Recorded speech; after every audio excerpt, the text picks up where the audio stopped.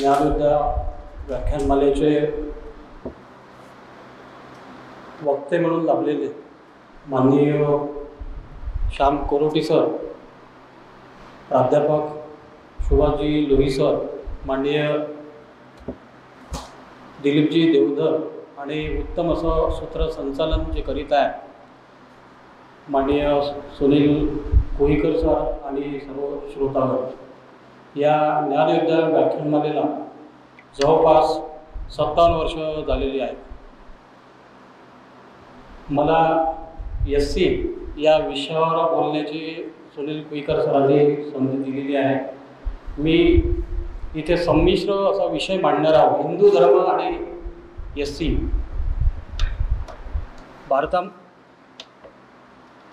भारतामध्ये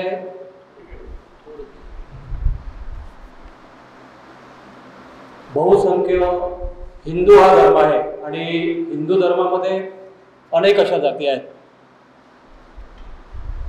निश्चितच जातीची उत्पत्ती कशी झाली हे आपण आधी पाहणार आहोत. जाती या वर्णव्यवस्थेमधून आलेल्या आहेत. वर्णव्यवस्थेमध्ये 4 वर्णाचा उल्लेख झालेला आहे: ब्राह्मण, शूद्र, क्षत्रिय आणि वैश्य. माननीय श्याम लोही सर यांनी OBCवर सविस्तर अशी माहिती आपणासमोर सादर केली. तसेच श्याम कोरोटी सर यांनी सुद्धा ST अनुसूचित जमातीवर माहिती दिली. 50, 20 आणि 10 या एकंदर फिगरमधून आपल्याला भारत उभा करायचा आहे.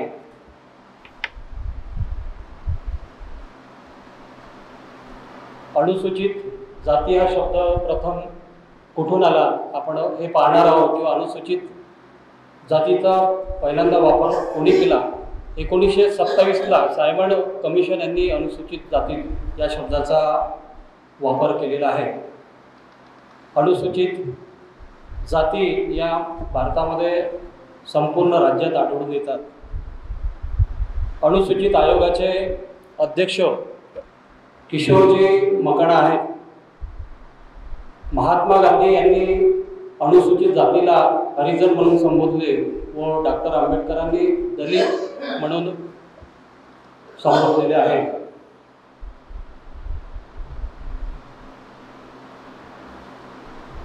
वर्णव्यवस्था याच्यामध्ये जटिलता नव्हती, परंतु जातीमध्ये ही जटिलता आहे. जात ही गुंतागुंतीची आहे. पुरुष सूक्तामध्ये वर्णव्यवस्था आपल्याला पाहायला मिळते. वर्णव्यवस्थेमध्ये फ्लेक्झिबिलिटी होती. एका वर्णाचा व्यक्ती दुसऱ्या वर्णाचं काम करू शकत होता. ब्राह्मण हा क्षत्रियाचं कार्य करू शकत होता व क्षत्रिय ब्राह्मणाचं कार्य करू शकत होता. जसं की विश्वामित्र हे जन्माने क्षत्रिय होते, परंतु त्यांनी ब्राह्मणत्व पत्करले नव्हतं. महापद्मानंद हे शूद्र होते, त्यांनी क्षत्रियाची भूमिका पार पाडली. भारतीय समाजामध्ये सामाजिक गतिशीलता राहिलेली आहे. वैदिक काळ हा इसवी सन 600 पूर्व, ईसापूर्व 600 ते 400. त्यानंतर नंदकाळ, मौर्यकाळ 400 ते 200 ईसापूर्व. तसेच मौर्य उत्तरार्ध काळ 200 ईसापूर्व 200 ते इसवी सन 300 पर्यंत राहिलेला आहे. त्यानंतर गुप्तकाळ, त्यानंतर गुप्तोत्तर काळ आणि मध्यकाळ, दिल्ली सल्तनत आणि त्यानंतर मुघल काळ आणि आजचा आधुनिक भारत.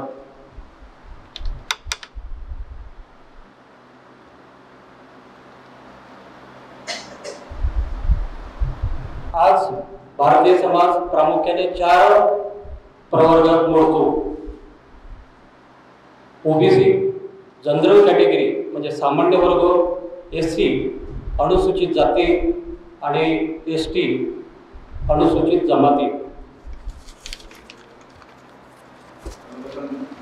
आणि अवर्ण व अल्पसंख्याक वर्णव्यवस्था ही कर्म आधारित, गुण आधारित होती आणि परंपरेने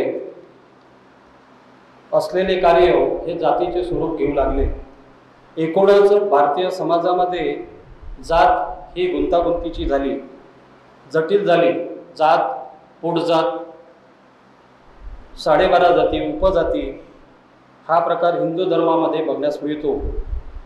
अनेक जातीमध्ये अजूनपर्यंत त्यांचा परस्पर पोट जातीमध्ये विवाह संबंध होत नाही.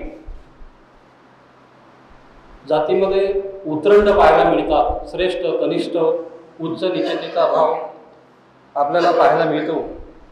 डॉक्टर बाबासाहेब आंबेडकरांनी लिहिलेल्या संविधानाने करोडो वंचित उपेक्षित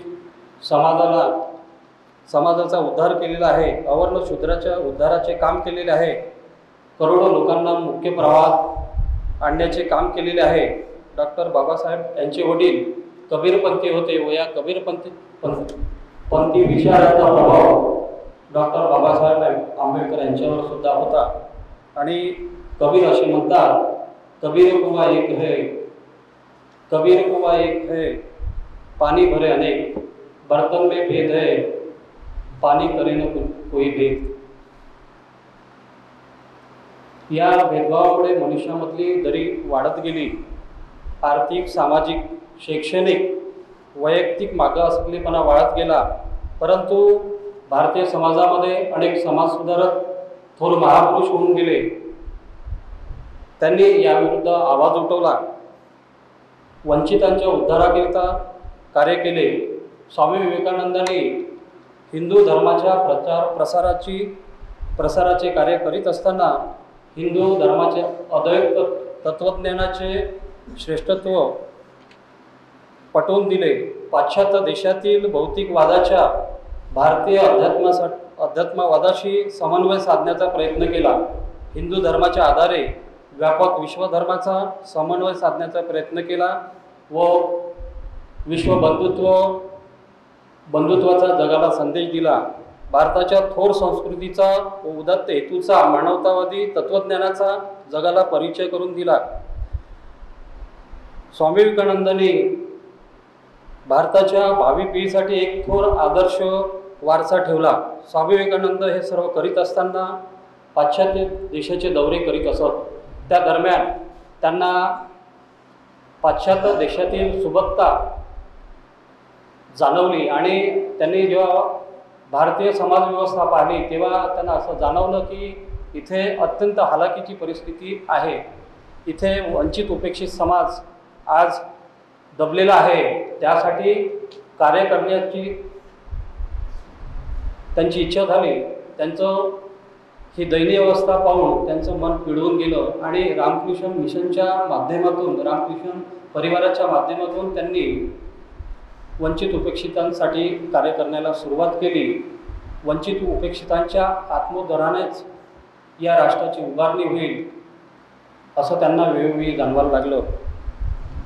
त्यानंतर सयाजीराव गायकवाड असतील, त्यांनी अस्पृश्यतेसाठी, वंचित उपेक्षितांसाठी 18 शाळा स्थापन केल्या.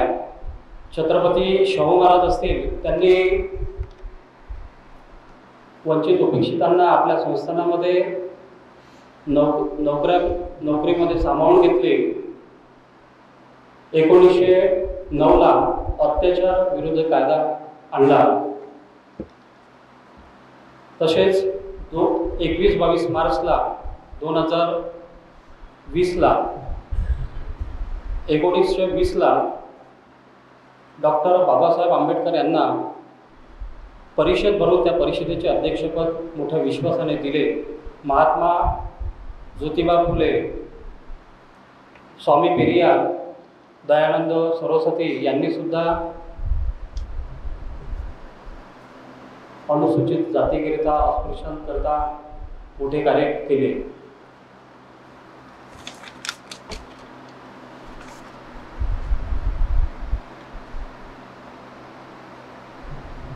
वेदोक्त प्रकरणापासून शाहू महाराजांना या जातीच्या उतरंडीचा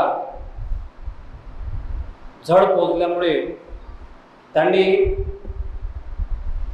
ज्या शाळा स्थापन केल्या त्या शाळांमध्ये सरसकट सर्व जातीच्या लोकांना प्रवेश दिला व अस्पृश्य आणि सवर्ण यांच्या शाळा एकत्रित भरविल्या.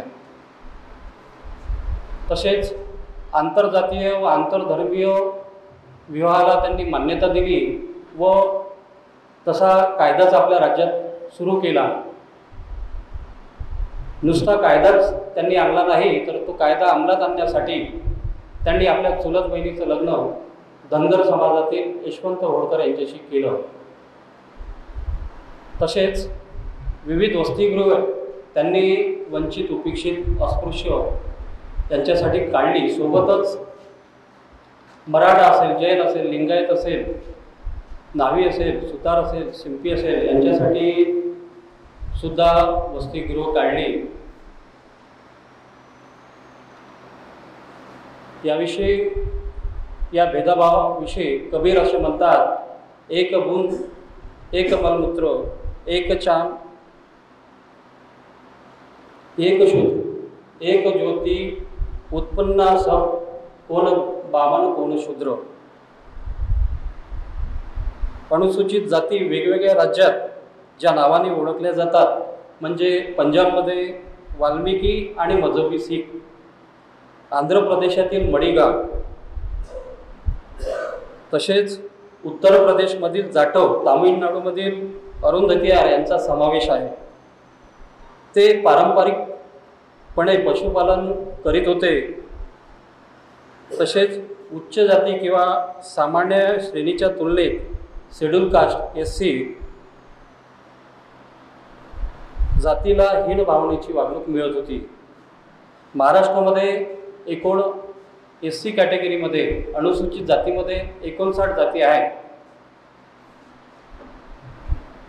आणि त्याची लोकसंख्या एकूण 1,32,75,898 इतकी आहे.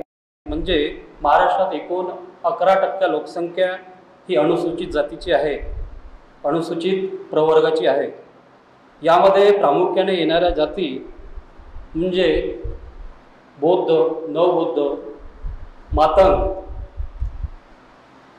मांग, चांभार, भंगी, मालाजंगम, गारोडी, बुरड, डोमकी, खाटीक इत्यादी जाती या अनुसूचित जातीमध्ये येतात. बऱ्याच अशा जाती आहे की ज्या लोकांना अजूनपर्यंत माहिती नाही. काही राज्यामध्ये न्हावी आणि धोबी या अनुसूचित जातीमध्ये येतात, तर महाराष्ट्रामध्ये न्हावी आणि धोबी या OBC मध्ये येतात.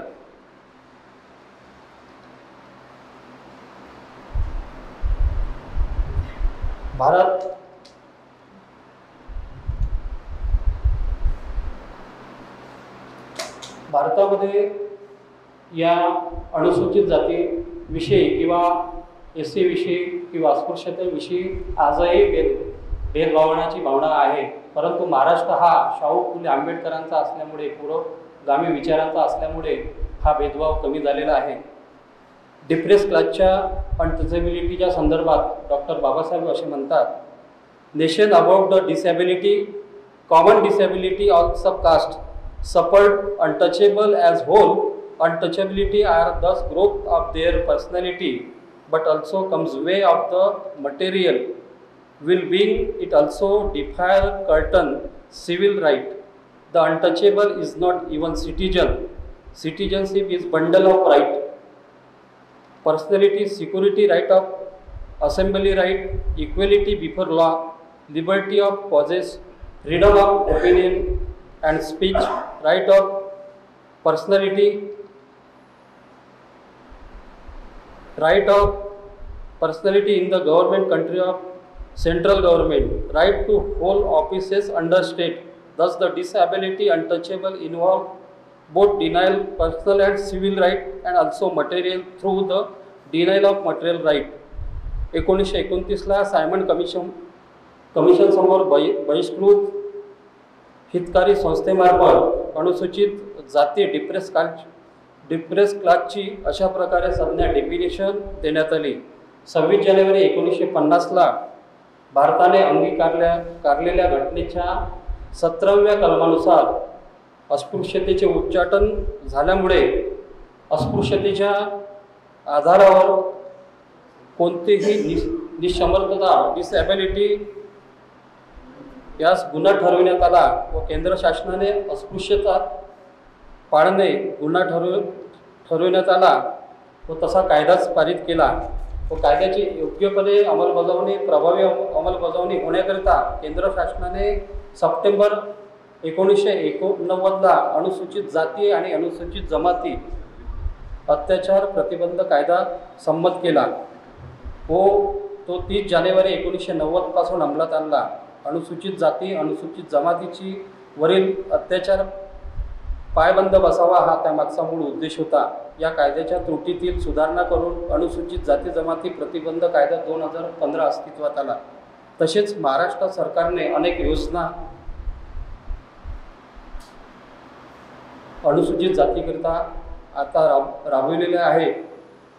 यामध्ये शैक्षणिक असेल, स्कॉलरशिप असेल, निवास असेल, रोजगार असेल आणि सामाजिक आर्थिक विकासाच्या दृष्टीने महाराष्ट्र शासन कार्य करत आहे. मराठा कुणबी या समाजासाठी ज्याप्रमाणे सारथी तसेच ओबीसीसाठी महाज्योती व इतरांसाठी टायटी व अमृत याचप्रमाणे अनुसूचित जातीसाठी बार्टी या संस्थेमार्फत कार्य सुरू आहे. सामाजिक न्याय व विशेष सहाय्य विभागाची एक स्वायत्त संस्था ही बार्टी आहे. ही संस्था संशोधन, प्रशिक्षण आणि सामाजिक न्याय संबंधित विविध उपक्रमासाठी काम करते. अनुसूचित जाती नवबोद्धासाठी विविध स्पर्धा परीक्षांसाठी MPSC असेल, UPSC असेल असे प्रशिक्षण कार्यक्रम आयोजित करते. सामाजिक न्याय आणि समानतेसाठी योजनाचे मूल्यांकन, वंचित घटकासाठी धोरण, वकिली कौशल्य विकास कार्यक्रम उपक्रमावर कार्य करणे, शिक्षणाची गंगा घरोघरी पोहोचवण्याचे कार्य बार्टी करते. महाराष्ट्रामध्ये अनुसूचित जातीकरता वेगवेगळ्या योजना राबविल्या जातात. भारतरत्न डॉक्टर बाबासाहेब आंबेडकर स्वाधार योजना, भारतरत्न डॉक्टर बाबासाहेब सामाजिक विकास योजना, कर्मवीर दादासाहेब गायकवाड सबलीकरण व स्वाभिमान योजना, मार्जिन मनी योजना.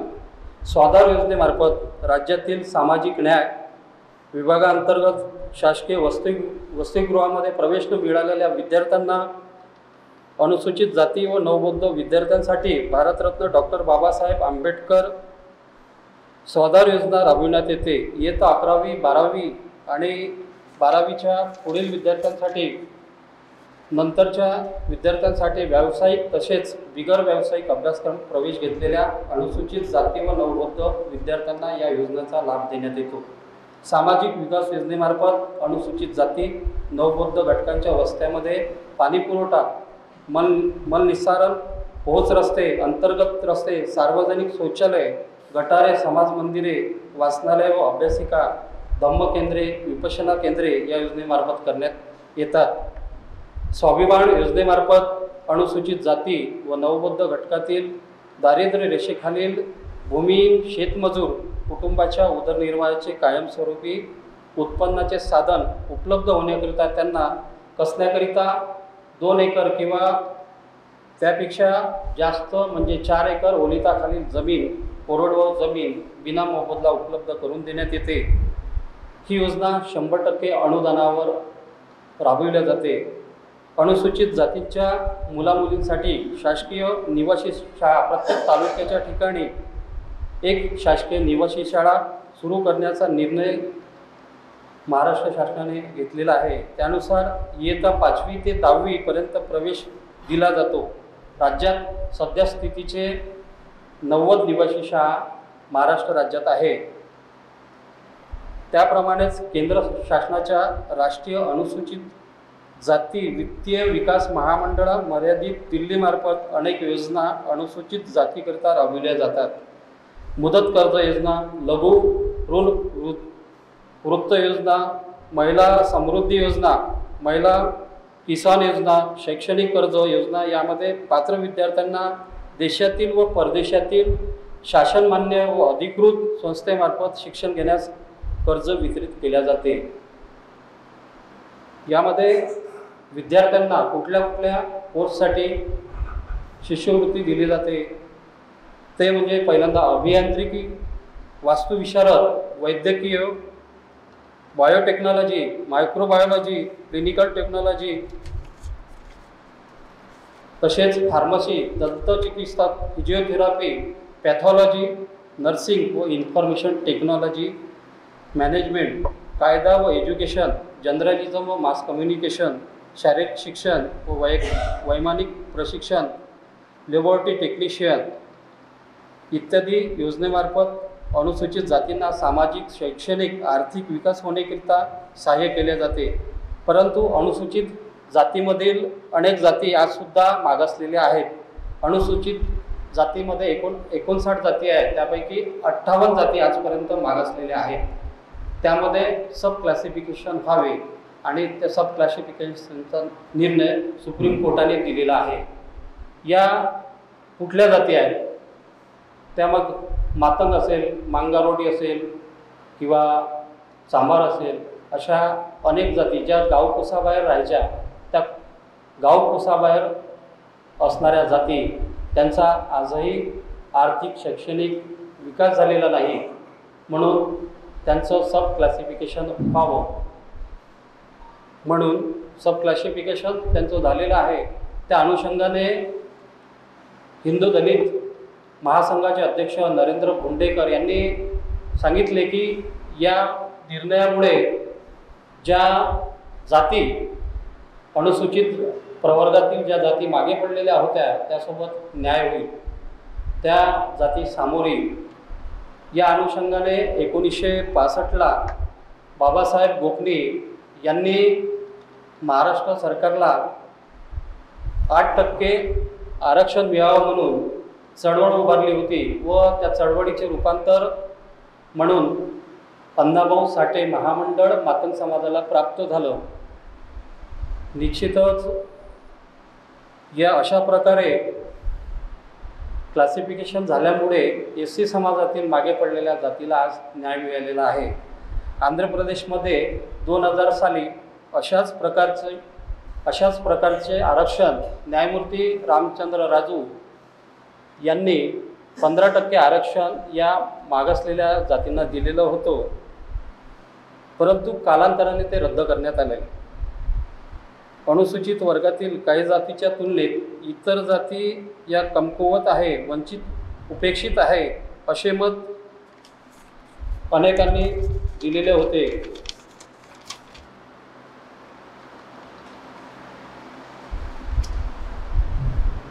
वर्गीकरण का करावे लागले? प्रवर्गातील काही 12 बलुतेदार मध्ये या SCच्या जाती येत होत्या आणि आरक्षण प्राप्त झाल्यामुळे त्यांना पुन्हा बडबडी प्राप्त झाली आणि गावकुसाबाहेर राहणाऱ्या जाती या जैसे ते राहिल्या. डॉक्टर बाबासाहेब आंबेडकर यांनी लिहिलेल्या संविधानातील तरतुदीचा SC समाजातील विशिष्ट एका जातीला फायदा झाला व इतर जाती या मागे राहिल्या. SC हा प्रवर्ग होमोजिनियस नसून जात ही होमोजिनियस आहे. वर्ग हा होमोजिनियस नसल्यामुळे जाती जातीला आरक्षण देता येत नाही, परंतु जाती जातीला आरक्षण न भेटल्यामुळे SC प्रवर्गातील काही जाती मागे राहिल्या म्हणून याचं वर्गीकरण करण्यात आलं.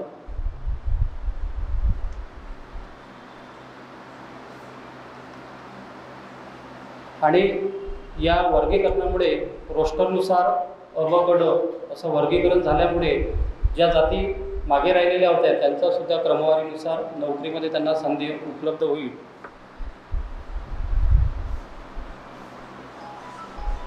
1965 लोकूर आयोगाने वर्गीकरणाचा उपाय सुचवलेला होता। माजी राष्ट्रपती ज्ञानी झैल सिंग यांनी पंजाबमध्ये मजहबी समाजाला एक GR काढून असाच न्याय दिलेला होता।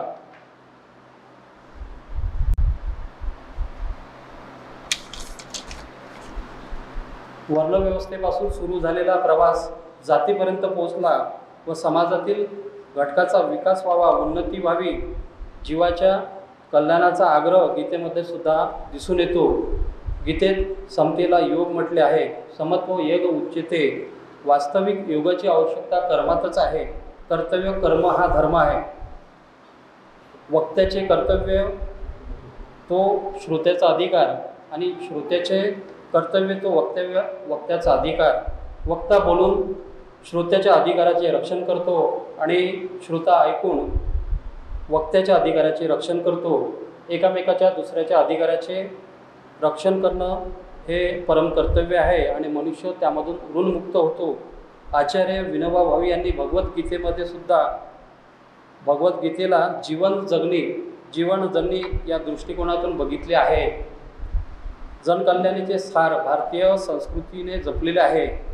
शेवटी मी भारतरत्न अटल बिहारी वाजपेयी यांच्या कवितेच्या ओळी सांगून या आपल्या मनोगताची सांगता करणार आहोत। हिंदू तनमन हिंदू जीवन, रग रग हिंदू मेरा परिचय, मैं शंकर का वो क्रोधा नल, कर सकता हूँ जगती जगती छार छार, डमरू की वो प्रलय धनी हो जिसमें बसता भीषण सहार, रणचंडी की अतृप्त प्यास, मैं दुर्गा का उन्मत्त हास, मैं यम की प्रलय पुकार, जलते मरघट का धुआंधार, फिर अंतरतम की ज्वाला में जगती आग लगा दूं मैं, यदि धधक उठे जलथल अंबर जड़ चेतन तो कैसा विस्मय, हिंदू तन्मय हिंदू जीवन, रग रग रग हिंदू मेरा परिचय। धन्यवाद।